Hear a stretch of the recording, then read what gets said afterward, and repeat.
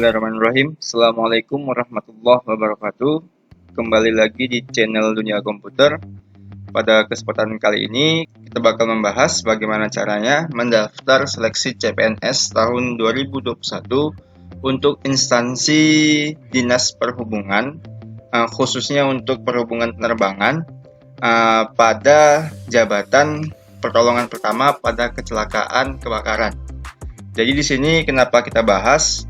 Karena peluang kuotanya cukup banyak, hampir melebihi kuota Kemenkumham untuk penjaga tahanan dan kuota Kejaksaan Agung untuk pengawal tahanan. Jadi di sini jumlah kuotanya ada mencapai 327 untuk lulusan SMA maupun SMK dengan persyaratan dan ketentuan tertentu. Oke, langsung saja di sini saya buka websitenya sscasn.bkn.go.id. Sebelumnya saya sudah mendaftar akun, pastikan teman-teman daftar akun dulu agar bisa melanjutkan memilih formasi dan jenis seleksi. Jadi langsung saja ya, saya klik login. Jika sudah mendaftar akun, teman-teman tinggal memasukkan nick dan password. Untuk cara mendaftar akun SSCASN-nya akan saya lampirkan di deskripsi video tutorial cara pendaftarannya. Oke, langsung saja. Di sini saya bakal input nick saya dan password lalu masuk. Oke, seperti biasa ya. Ketika mendaftar di semua instansi, kita harus mengisi biodata sesuai dengan data diri kita. Ya, di sini saya bakal jelaskan sedikit saja karena di sini saya akan mengikuti seleksi dengan menggunakan ijazah SMA ataupun SMK. Untuk gelar depannya ini nggak usah diisi, dibuat garis penghubung saja. Lalu data diri, nama pastikan sesuai dengan ijazah, tempat tanggal lahir sesuai dengan ijazah, tanggal lahir, email yang aktif, jenis kelamin, dan jenis disabilitas dibuat non-disabilitas. Lalu gelar belakangan diganti garis penghubung saja karena saya menggunakan ijazah SMA. Kalau teman-teman yang sarjana, baiknya karena ini informasi untuk lulusan SMA, jadi dibuat garis penghubung saja. Untuk tempat lahir sesuaikan, biasanya ini tidak bisa diganti karena sudah mengikuti data yang kita lakukan saat pendaftaran akun SSCASN. Lalu alamatnya diisi sesuai KTP, dan di sini ada keterangan sedang mengikuti program beasiswa. Di sini saya buat tidak. Untuk teman-teman yang saat ini sedang kuliah dan mengikuti program beasiswa seperti GIP kuliah, itu tinggal diganti saja menjadi ya. Itu. Lalu scroll ke bawah. Di sini alamat domisili diisi sesuai KTP maupun kartu keluarga, provinsinya diisi, kabupaten kotanya, akun media sosial diisi. Di sini saya menggunakan akun Facebook. Lalu tinggi badan diisi sesuai dengan tinggi badan, status perkawinan dibuat sesuai dengan status perkawinan teman-teman. Lalu agama diisi sesuai agama, nomor telepon diisi, nomor HP, nomor ponsel diisi nomor HP. Lalu scroll ke bawah. Ya, di sini tinggal klik selanjutnya. Biasanya ada pengisian captcha ya teman-teman, tinggal diisi saja captchanya. Oke, setelah ini bakal masuk ke jenis seleksi. Di sini saya pilih jenis seleksinya CPNS ya teman-teman. Kalau sudah, diklik selanjutnya. Ya, berikutnya ada jenis formasi ya. Di sini kita pilih instansinya perhubungan ya. Perhubungan, Kementerian Perhubungan. Tinggal diketik saja perhubungan. Lalu jenis formasinya diisi umum. Ya, untuk teman-teman yang Putra Putri Papua tinggal dibuat Putra Putri Papua Barat ya. Untuk teman-teman yang penyandang disabilitas tinggal dipilih, dan untuk teman-teman yang lulusan terbaik tinggal dipilih lulusan terbaik. Di sini saya pilih umum ya. Lalu tinggal diklik pilih. Ya, setelah ini kita scroll ya teman-teman. Di sini kita pilih pendidikan. Di sini kita pilih pendidikan SLTA ya. Pastikan untuk memilih pendidikannya jangan sampai salah, samakan dengan video ini karena setiap pendidikan yang ada di sini formasi maupun jabatannya berbeda-beda. Jadi di sini saya bakal pilih SLTA atau SMA sederajat plus sertifikat komputer atau bahasa Inggris atau basic PKP/PK. Jadi di sini yang saya pilih itu ini ya teman-teman. Pastikan teman-teman juga milih pendidikan yang sama kalau ingin mendaftar untuk jabatan instansi perhubungan di bagian pertolongan pertama pada kecelakaan kebakaran. Ya, karena di sini kuotanya cukup banyak. Oke, langsung saja dipilih ya. Untuk sertifikat teman-teman, di sini sertifikatnya bisa upload salah satu dari 3 sertifikat ini, karena di sini keterangannya atau ya, bukan plus. Kecuali plus, kalau plus itu wajib kita mengupload semua sertifikat yang ada. Di sini yang bakal saya upload mungkin hanya sertifikat komputer saja. Oke, langsung dipilih. Lalu jabatannya ya, jabatannya petugas pertolongan kecelakaan penerbangan dan pemadam kebakaran. Lalu lokasi formasinya, di sini tinggal pilih aja Direktorat Jenderal Perhubungan Udara, karena ini sifatnya untuk seluruh Indonesia. Ketika lulus kita tidak tahu bakal ditempatkan di mana. Yang jelas kita ikut saja, sama seperti Kemenkumham, tetap bakal diletakkan di mana saja sesuai dengan rezeki kita ya. Oke, saya pilih ini. Setelah itu lokasi tes ya. Lokasi tes ini yang paling penting teman-teman. Supaya menghemat biaya, teman-teman bisa pilih lokasi tes sesuai domisili teman-teman. Domisili ibu kota provinsi. Kalau saya, provinsi saya Sumatera Utara, berarti ibu kotanya Medan. Saya pilih Kanrek 6 BKN Medan. Scroll ke bawah. Nah, ini untuk nilai ya. Ini saya pernah jelaskan untuk nilai di video saya sebelumnya tentang seleksi Kemenkumham untuk penjaga tahanan. Itu nilainya teman-teman untuk yang lulusan tahun 2020 dan 2021, karena itu tidak ada SKHU-nya ya. Jadi teman-teman cukup mengisi nilai rata-rata yang ada di belakang ijazah. Untuk teman-teman yang lulusan tahun 2021 yang belum memiliki ijazah karena ijazah belum keluar, itu teman-teman bisa upload surat keterangan lulus. Untuk nilainya teman-teman bisa koordinasi sama pihak sekolah, menanyakan berapa hasil nilai ujian akhir sekolah kita. Jadi seperti itu teman-teman ya. Ini saya bakal contohkan, misalkan nilai rata-rata saya 85 ya, karena ini puluhan ya. Lalu nomor ijazahnya diisi sesuai dengan nomor ijazah yang ada di paling bawah di ijazah kita. Kalau tidak ada ijazahnya karena lulusan tahun 2021, teman-teman bisa input nomor SKL-nya. Jadi seperti itu. Di sini saya bakal input suka hati aja ya, karena ini sebagai contoh. Lalu tahun lulusnya saya buat tahun 2012, karena saya lulusan tahun 2012. Tanggal ijazahnya disesuaikan dengan tanggal ijazah maupun tanggal SKL yang ada. Ini saya buat contoh saja ya. Lalu nama sekolahnya saya buat SMK Negeri 1 Stabat. Oke, kalau sudah semuanya, kita scroll ke bawah, kita isi captcha-nya. Lalu kita klik selanjutnya. Oke, berikutnya kita masuk di tahap penguploadan dokumen. Nah, ini paling penting. Tolong perhatikan dan dengarkan baik-baik. Banyak pertanyaan masalah surat lamaran nih. Jadi ini bakal saya jelaskan juga. Ya, di sini yang paling pertama diupload itu scan asli surat lamaran yang diajukan kepada Menteri Perhubungan Republik Indonesia dan ditandatangani. Format surat lamaran sesuai dengan lampiran pengumuman. Ya, maksud dari bahasa ini adalah teman-teman download format lamarannya di website cpns.diphub.go.id. Ya, di sini saya contohkan ya. Di sini saya buka linknya. Ya, saya new tab cpns.diphub.go.id. Ya, lalu teman-teman tinggal klik menu download.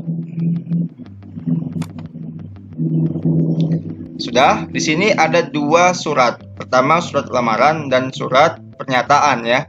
Di sini dua-dua bakal saya download. Oke, surat pernyataan dan surat lamaran. Kalau sudah, coba kita buka ya. Ya, ini yang kita edit teman-teman. Teman-teman convert dulu format PDF-nya ke Microsoft Word. Karena ini kalau menggunakan Microsoft Word tahun 2012, 2016 maupun 2018 dan 19 itu bisa langsung di converter ya. Tinggal cukup buka Microsoft Word-nya, klik file ya, lalu open, lalu tinggal dicari filenya ya yang kita download sebelumnya di folder download ya. Lalu tinggal kita oke kan, dan dia secara otomatis bakal terbuka di laman ataupun bakal terbuka di Microsoft Word-nya. Tinggal klik oke ya. Ya, seperti ini. Lalu tinggal klik enable editing. Ya, klik oke lagi. Lalu kita dapat langsung mengedit dan mengisi surat lamarannya sesuai dengan data diri kita. Nah, jadi tinggal diisi nama, tempat lahir, jenis kelamin, pendidikan, jabatan yang dilamar, yaitu pertolongan pertama pada kecelakaan kebakaran. Lalu alamat domisili diisi sesuai dengan alamat kita sesuai KTP. Oke, seperti ini saja ya. Lalu kita tanda tanganin. Setelah itu kita print dan kita scan ya, scan warna asli. Nah, jadi pertanyaannya ini warnanya hitam semua, kan tanda tangan pasti berwarna lain. Nah, jadi ini di scan saja yang asli ya, lalu nanti bakal diupload. Jadi seperti itu teman-teman. Untuk persyaratan pertama pada scan asli surat lamarannya.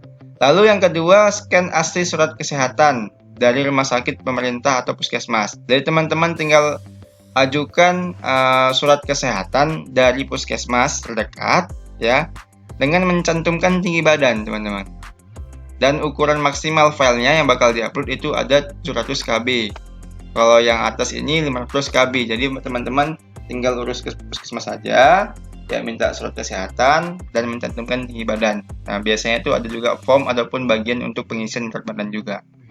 Oke, langsung saja ya, berikutnya kita upload scan asli kartu tanda penduduk ataupun EKTP atau surat telah melakukan rekaman kependudukan. Ini maksud dari surat ini adalah resi ya teman-teman. Teman-teman yang baru mengurus KTP, untuk yang baru berusia 17 tahun itu kan biasanya KTP-nya belum jadi ya, belangkonya belum ada, misalkan belum dicetak. Ya, ini teman-teman bisa mencantumkan resinya. Ya, setiap pengajuan pembuatan KTP itu pasti ada resi. Jadi seperti itu. Kalau yang ada KTP silahkan upload KTP-nya. Lalu berikutnya scan asli surat pernyataan bermaterai 10.000 ya, dan ditandatangani dengan format surat pernyataan sesuai dengan lampiran pengumuman. Ya, kita kembali lagi ke website tadi ya. Di sini kan ada dua surat. Pertama surat pernyataan, yang kedua surat lamaran. Jadi ini kita upload, kita download dua-dua. Dan yang tadi sudah saya download dua-dua ya. Nah, tadi surat lamaran dan kita bakal buka surat pernyataan. Nah, jadi ini yang bakal diedit, bukan tulis tangan maupun diketik manual. Ya, formatnya sudah ada, tinggal di-download, tinggal diedit, tinggal di-converter menjadi Microsoft Word agar dapat diisi. Jadi seperti itu. Ini sering kali bertanya masalah surat lamaran. Kalau di Kemenkumham surat 3 poin. Padahal sudah saya jelaskan bahwasanya suratnya tinggal download dan diedit. Nah, jadi ini tolong diingat. Ya, untuk laman downloadnya ada di cpns.dibhub.go.id. Nah, jadi seperti itu. Tinggal, kalau teman-teman lihat video ini pasti teman-teman paham lah maksud saya apa. Oke, ini surat lamarannya diedit. Caranya sama seperti tadi, tinggal di open ke Microsoft Word yang versi 2012 ke atas. Itu pasti bisa langsung converter dari PDF ke Word. Jadi seperti itu. Tinggal diisi nama, tempat lahir, alamat, nomor telepon, jabatan, pendidikan, program studi, tinggi dan berat badan. Tinggal diisi saja sesuai dengan data diri teman-teman masing-masing. Oke, lalu paling bawah ini ada mencantumkan materai 10.000 ya. Tinggal dibeli materai 10.000, ditempel lalu tanda tangan dan di-scan kembali. Jadi seperti itulah ya, bukan ketik manual ataupun tulis tangan. Oke, lanjut ya. Kita bakal lanjut. Di sini ada scan asli surat pernyataan. Nah, ini jadi ya, tinggal di-upload. Nah, di-scan, di-upload di sini. Lalu berikutnya scan asli sertifikat komputer ya, atau bahasa Inggris atau basic PKP PK ya. Ini bahasanya atau, bukan dan.